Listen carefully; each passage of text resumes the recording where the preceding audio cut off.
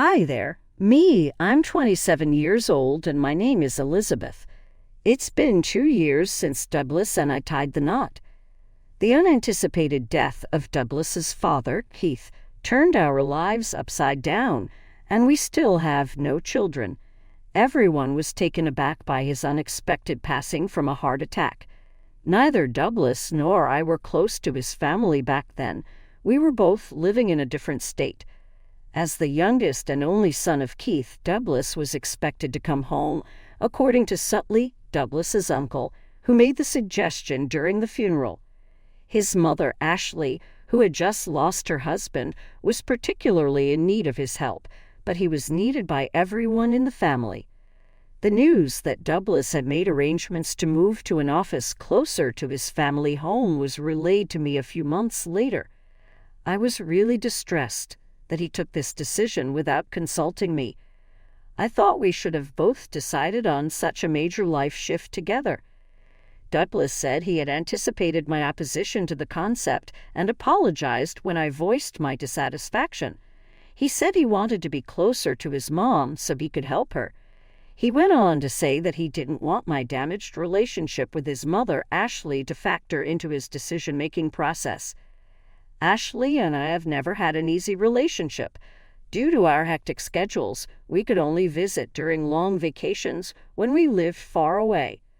While Douglas's sisters, Stephanie and Catherine, reside close and pay us frequent visits, Ashley frequently griped about how infrequently we came to see. Douglas was always on our side, saying that it was hard for us to visit often due to our distance and his work obligations. But Ashley's primary gripe with me has always been, we have no children yet. She confronted us about our infertility on a summer visit and demanded to know why we hadn't started a family yet. For whatever reason, I felt tremendous shame at the time. In spite of everything, I still chose to relocate with Douglas. I thought I could handle that since we wouldn't be spending all our time at his mom's house. Ashley, to my surprise, appeared to be pleased with my choice. She went so far as to invite me over for tea a few weeks following our move. She had never before gone to such lengths, so I grudgingly agreed to accompany her. Ashley and Stephanie were waiting for me at their place when I got there. "Elizabeth, it's been so long," Stephanie replied with an air of sarcasm. "Since relocating here, why haven't you paid us a visit? It was a mistake for me to come. I was ecstatic when you chose to draw nearer, but it appears I was mistaken," Ashley said, her tone nearly gleeful. "Are you not fond of me?" Her remarks surprised me. Clearly, this relocation was not going to be as easy as I had anticipated. My previous anxiety had only grown, and I was beginning to fear that this next phase of our lives may provide obstacles for which I was unprepared. I considered validating Ashley's suspicion to gauge her response, but ultimately chose not to. I said, "I don't dislike you. Instead, my health has been suffering as a result of my transition to this new place." There was some truth to that. I had been resting at home a lot because I felt tired, and Douglas hadn't even told me about this visit. Why was I here to sit through their judgmental remarks? Ashley wasted no time accusing me of not liking her. But wasn't it the other way around? How were we supposed to get along when the atmosphere was always like this? Before I could even process her words, Stephanie jumped in sharply, saying, "How can you talk to your mother-in-law like that? Apologize to her right now." I expected Ashley to get angry or scold me, but what she said next left me completely surprised. "You're right," she said. "I've been mean, and I'm sorry, Elizabeth. I'm also sorry about the things I said about children. I was being nosy." Her tone wasn't sarcastic or harsh. It was genuinely apologetic. I braced myself, expecting some hidden jab or lecture, but it didn't come. Even Stephanie looked surprised. Then Ashley confessed something that caught me off guard. "All I've ever wanted is to hold a grandchild," she said quietly. She explained that Stephanie's husband was infertile and Catherine seemed to be having trouble conceiving as well. Because of this, Ashley had pinned all her hopes on Douglas and me. I had known about Stephanie and Catherine's struggles, and hearing this softened my frustration a little. Douglas and I had talked about having children, and were considering it, but I didn't like the pressure Ashley was putting on us. I decided to speak up. "Please just give us some time," I said, lowering my head slightly. "We're thinking about it, but it's not something that can be rushed. I'm sorry if I've upset you." Ashley nodded, and the tension seemed to fade. "Do visit us sometimes," I added softly, trying to bridge the gap between us. After that, Ashley and Stephanie turned their attention back to the TV. Ashley casually remarked, "I like this announcer. She's so energetic and bright." As I watched them chatting and sipping their tea, I felt a small pang of regret. Maybe if I had been more outgoing or approachable, things might have been different between us. It was a fleeting thought, but I couldn't ignore it. For the first time, I felt like there was a chance things could improve. Later that evening, my optimism was crushed. Douglas came home visibly upset. "I heard from Mom that you told her you have no intention of getting along with her. She was crying, Elizabeth. What did you say?" he demanded. I was stunned. Earlier, he'd left with a smile, but now he seemed to think I'd caused a disaster. "Douglas, there's been a misunderstanding," I tried to explain. "I only said it's hard to build a friendship given how things are now. How does that mean I don't want to get along?" But Douglas didn't seem convinced. The fragile progress I thought we'd made with Ashley felt like it was unraveling already. I was scared. Douglas now seemed to fully believe Ashley's twisted version of events. The smile he had earlier felt like a lie, and I didn't know how to handle this situation. I tried to explain myself again, but he wasn't convinced. Then my phone buzzed with a message from Stephanie. It read, "After all the effort of moving here, weren't you prepared to make it work? If you're here with us, you need to be more patient." Douglas glanced at me, and his expression echoed Stephanie's words. I felt overwhelmed. I had moved here because I cared about being with him, not to win over Ashley or Stephanie. Facing Douglas, I looked him in the eye and said, "It's clear that Ashley and the others might never approve of me. Maybe you should consider being with someone she likes more." Before I realized it, the word divorce slipped out of my mouth for the first time. Douglas looked truly alarmed. "Wait, hold on," he said, bewildered. "How did we jump to divorce? I just want you to get along better with my family." He didn't seem to understand that his family might never fully accept me, no matter what I did. It left me feeling even more confused. But Douglas, to his credit, seemed determined to fix things. The next day, he came home late from work and shared what had happened. He told me he had spoken to Ashley, and she admitted there had been a misunderstanding. She even apologized. "What a fuss," he said casually, as if it was all over now. Then Douglas mentioned that Ashley's birthday was coming up. "How about we celebrate her birthday at a nice restaurant?" he suggested. The sudden shift from conflict to celebration was hard for me to process. It felt like we had jumped from chaos to pretending everything was fine. But I could see Douglas was trying to make things better, even if the path ahead felt shaky. Douglas suggested that if we made it seem like the dinner was my idea, it might help Ashley see me in a better light. I wasn't sure if Ashley would appreciate the gesture, given her complicated nature, but I agreed to make the reservation. I invited Stephanie and the others, booking a table for 8. Douglas approved of the plan, but as the dinner approached, I felt a growing unease. Douglas had been distant lately. His responses to me were short and indifferent, making me feel isolated. On the night of the dinner, we arrived at the restaurant to find Ashley, Stephanie, and their spouses already seated. The host led Douglas and me to the table, giving us a polite but questioning look that only made my nerves worse. "Happy birthday, Ashley," I said, trying to sound cheerful. Deep down, I wondered if this dinner was really going to improve anything or if it was just another way for me to feel out of place. I greeted Ashley cheerfully, hoping to ease some of the tension and bridge the gap between us.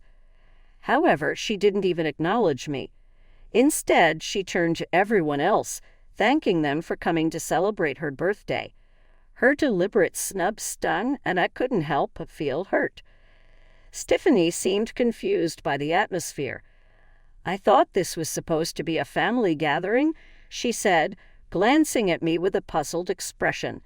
Catherine, noticing the tension, looked at me with concern. In that moment, I realized I was being excluded on purpose. Determined not to let it ruin my evening, I decided to keep to myself and leave early.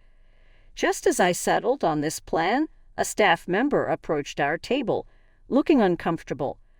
"I'm sorry, but the reservation was actually made for 7 people," he said. Confused, I replied, "That can't be right. I clearly reserved for 8. Could there be a mistake?" The staff member hesitated, then explained, "About a week ago, we received a call from a gentleman asking to change the reservation to 7. I froze.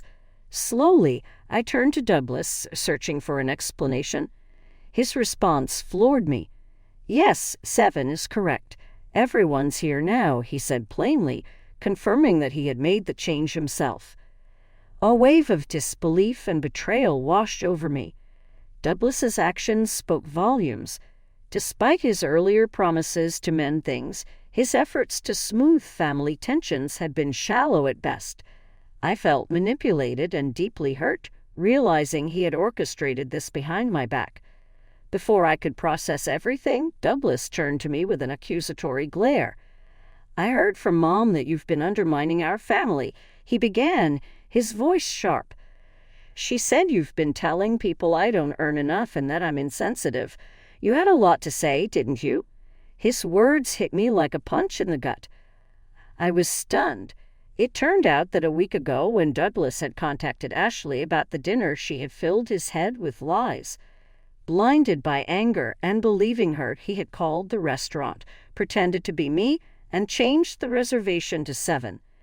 The staff, recognizing the family name, hadn't questioned the change. I couldn't believe Douglas had been so easily manipulated. The realization that he had sided with Ashley without even asking me for the truth was deeply unsettling. In that moment, I questioned why I was even there. I confronted Douglas, demanding that he apologize to everyone at the table and reflect on his actions. But instead of apologizing, he did something unexpected. He insisted that his actions were justified.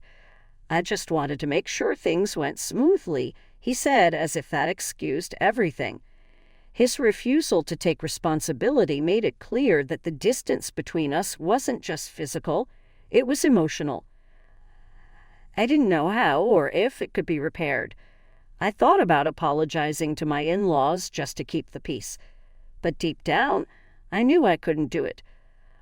I hadn't done anything wrong, and I refused to admit to things I never said. Besides, what was the point of a marriage where my husband believed his mother over me? Tears of frustration filled my eyes as I questioned why I had even followed Douglas here. Seeing my distress, Douglas began to panic, but it was too late.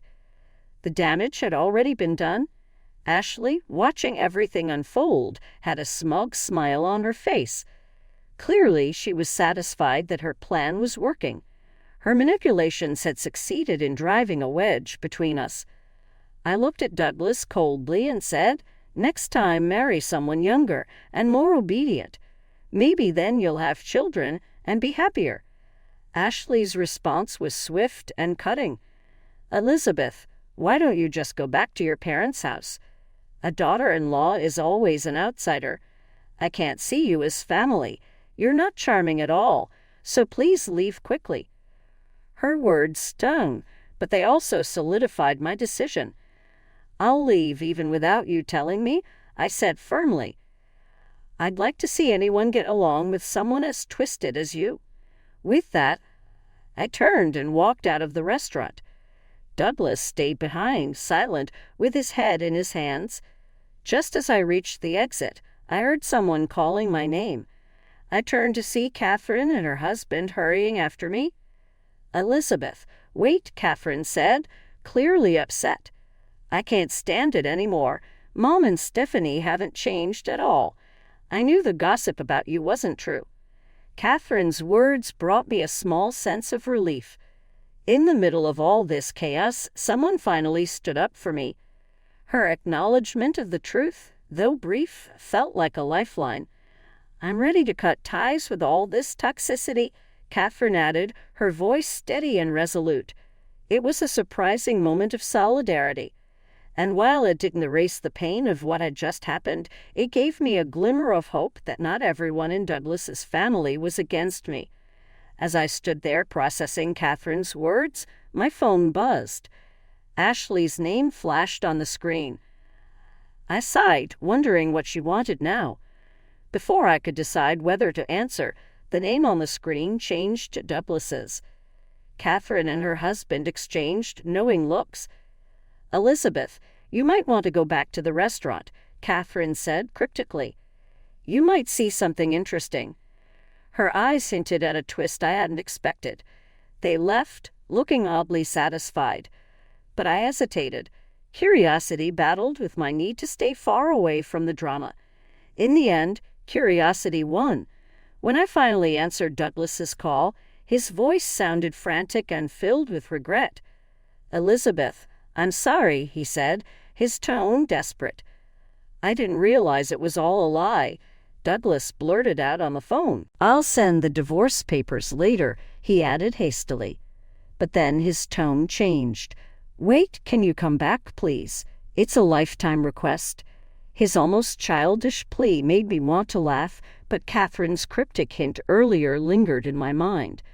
Curiosity got the better of me, and I decided to return to the restaurant. When I arrived, the scene before me was nothing like I had expected. A crowd had gathered around Douglas's table, and at the center of it all was a local TV announcer, Ashley's favorite, speaking into a microphone. The atmosphere was thick with tension. Ashley looked flustered, stumbling over her words as she tried to explain herself. "No, that's not it. It's a misunderstanding," she stammered. Douglas and Stephanie sat awkwardly, their discomfort written all over their faces. They clearly hadn't anticipated this sudden turn of events. The announcer, holding the microphone with authority, pressed Ashley for answers. "You loudly declared in the restaurant that Elizabeth is an outsider and should leave. What did you mean by that? Please explain in detail." Ashley's face turned pale, and her usual confidence seemed to evaporate. The tables had turned, and now she was the one under scrutiny. Meanwhile, Catherine's husband and a few others who had been offended earlier quietly left, wanting no part in the escalating drama. I stood frozen, watching this surreal scene unfold. It took me a moment to piece together what was happening. It seemed that our family conflict had turned into a public spectacle, possibly even being broadcast live. My earlier frustration gave way to a mix of vindication and disbelief as I tried to make sense of it all. A staff member approached me, noticing my confusion. "It's been quite a day, hasn't it?" they remarked with a wry smile. They explained that the restaurant had scheduled a live TV recording that day, which explained the announcer's presence. The camera crew and microphones had captured everything, turning our family dinner into an unexpected media event. The realization that our drama had been broadcast for all to see was both shocking and oddly satisfying. Ashley's harsh words, which she had so confidently uttered earlier, were now laid bare for everyone to judge. Just as I stepped aside to gather my thoughts, I noticed the announcer approach Ashley with a smile. "Would you mind giving an interview?" she asked brightly. Ashley, an avid fan of the announcer, looked thrilled. "An interview?" "Absolutely," she exclaimed, forgetting her earlier embarrassment. The announcer beamed. "The topic is daughter-in-law and mother-in-law relationships." Ashley's face faltered for a moment, realizing the irony of the situation. I couldn't help but smirk as I watched her wrestle with her own words. The evening had taken a bizarre turn, but in some strange way, justice had been served. We heard there was a heated argument earlier, and the daughter-in-law left in tears. "Can you tell us what happened?" the announcer asked, turning the spotlight directly on Ashley. Ashley and Stephanie froze, their faces pale. They were clearly caught off guard and didn't know how to respond. The truth was too embarrassing to admit. They had deliberately manipulated the situation to alienate me. From across the room, Douglas saw me and rushed over, his face full of desperation. "Elizabeth, please," he begged. "I can't let this shame be known. It was all a misunderstanding." His voice cracked, and he looked completely defeated. But by then I had no sympathy left for him. Whatever feelings I once had for Douglas had evaporated. Ashley, trying to save face, forced a strange smile and attempted to smooth things over. "Oh, we usually call each other Elizabeth. Elizabeth, come here," she called out, waving me over. I walked up slowly, knowing I had nothing left to lose. The announcer directed the microphone toward me. "You say you call each other Elizabeth, but how does the daughter-in-law view her mother-in-law?" I smiled faintly, my voice calm. "I've never been called Elizabeth by her," I said, looking Ashley in the eye. "What I've been called, though, is unpatriotic, because I haven't had children yet." Ashley has made it clear she thinks that's reason enough for a divorce. The crowd murmured, and Ashley's smile faltered. I continued, my tone steady. "The truth is, Douglas and I haven't felt ready or confident enough to start a family. We haven't even tried in over 2 years, but that's never stopped Ashley from criticizing me." I paused, then added, "When I first fell ill and had to take a leave from work, Douglas was supportive. I appreciated that and decided to follow him here, thinking a change of environment might help me recover. But this is the result." I gestured to the scene around us. By then I felt no sadness, only detachment. As I spoke, I noticed Ashley and Stephanie's expressions.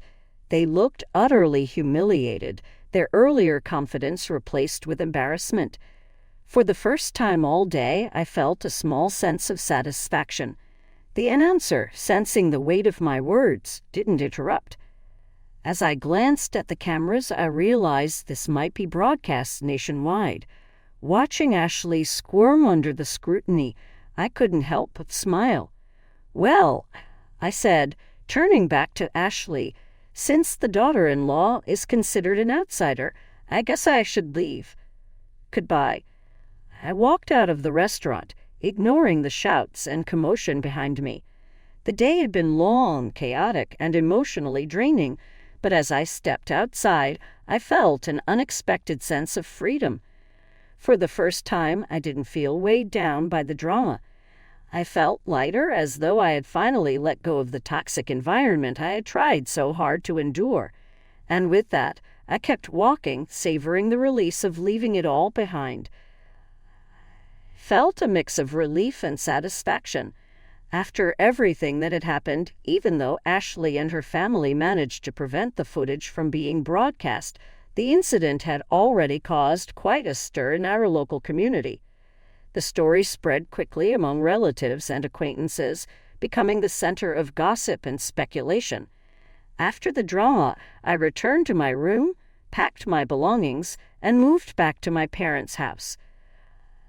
I sent Douglas the divorce papers, but he took his time responding. Frustrated by the delay, I started considering hiring a lawyer to finalize things. To my surprise, Douglas showed up at my parents' doorstep one day. My father, Gerald, who is usually calm and composed, handled the situation firmly. Douglas apologized sincerely, saying he wanted to cut ties with his family and promising to trust me completely moving forward. But his words felt hollow to me. It was too little, too late. Gerald, visibly upset by the pain Douglas had caused me over the years, didn't hold back. "Why didn't you realize this sooner?" He asked sharply, "What have you done to Elizabeth all these years? Just sign the divorce papers and leave." Douglas's regret was written all over his face. Shaking, he handed over the signed divorce papers. His handwriting was shaky and barely legible, but it didn't matter. Our marriage was formally dissolved once the necessary paperwork was done without any problems. The reality of Stephanie's predicament became clear to me not long after that. Contrary to what she had said, her infertility was actually caused by her personal health problems and not her husband. Her own marriage also ended in divorce as a result of this revelation. She ceased being an involved family member and stopped visiting Ashley. Douglas moved back in with Ashley in their little town after getting a divorce. I stopped worrying about their lives, even though they probably had to deal with constant gossip and criticism from others around them. At long last, that part of my life was behind me. My situation started to improve in the months that came after. A classmate of mine from my hometown and I got back in touch. We wed after falling madly in love. This marriage was full of joy and understanding, in contrast to my first. Our lovely daughter was born shortly after, and she is already 1 year old. I am currently expecting our second kid, which brings us even more delight. When compared to Ashley, my new mother-in-law couldn't be more different. She treats me with the utmost respect and kindness, and she is always there for me. She has been an incredible gift to me, providing a level of family love and support I never imagined possible. Life is full of surprises, but I am now content and loved. I am now able to experience the joy and support that I once believed were unattainable. Furthermore, I will be eternally thankful for this new phase of my life.